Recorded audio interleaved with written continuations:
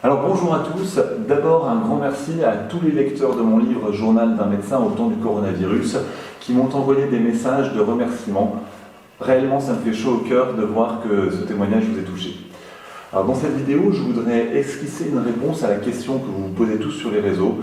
Si les contaminations au coronavirus explosent en France, alors pourquoi les nombres de réanimations et de décès restent-ils si faibles? Alors premier rappel, depuis le 1er août, on a recensé 112 000 nouvelles contaminations en France, soit le même nombre trouvé qu'entre fin février et fin avril, au pire de la vague de printemps, et pourtant, depuis le 1er août, il n'y a eu que 441 morts du Covid, contre près de 30 000 décès au printemps. Alors attention, les scientifiques n'ont pas encore trouvé une explication définitive, mais on commence à avoir quelques pistes que je voudrais vous partager. Depuis 6 mois, combien de fois avez-vous eu l'occasion de discuter face à face, rapproché, sans masque, avec quelqu'un d'autre que votre famille?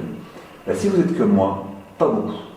Vous avez pris des repas en extérieur, vous avez porté un masque dans les magasins, au travail, vous avez aéré votre bureau, vous avez reculé d'un pas en parlant à des gens dans la rue, vous vous êtes lavé les mains. Eh bien, il semblerait que c'est ce changement de comportement qui expliquerait pourquoi la hausse de la courbe des nouvelles contaminations au coronavirus ne soit pas suivie de celle des décès. Depuis que les Français ont adopté les gestes barrières, ils n'ont pas supprimé totalement la possibilité de se contaminer, d'où le nombre de cas positifs. Mais ils auraient réduit la dose, l'inoculum viral, c'est-à-dire la quantité de virus absorbé lors d'une contamination. Quand la dose de virus est petite, vous pouvez toujours être testé positif au coronavirus, mais vous avez moins de chances de développer une forme grave de la maladie. C'est un peu comme avec la radioactivité. Si vous passez une radio par an, vous ne risquez quasiment rien. Mais si vous décidez de planter votre tente pendant 6 mois sur l'ancien site de Tchernobyl, vous pouvez d'ores et déjà prendre rendez-vous avec votre oncologue. Plus la dose est forte, plus grand est le risque. Donc, dans le cas du coronavirus, les nouveaux cas testés positifs auraient peut-être été exposés à de faibles quantités de virus. Et du fait du masque et de la distanciation sociale, ce qui expliquerait que très peu finissent à l'hôpital ou décèdent du Covid.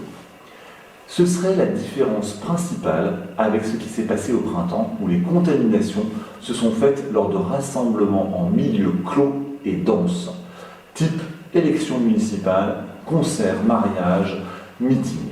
Je termine en mentionnant un autre facteur, celui de la prévalence. La prévalence, c'est le nombre de cas existants dans la population à un moment donné.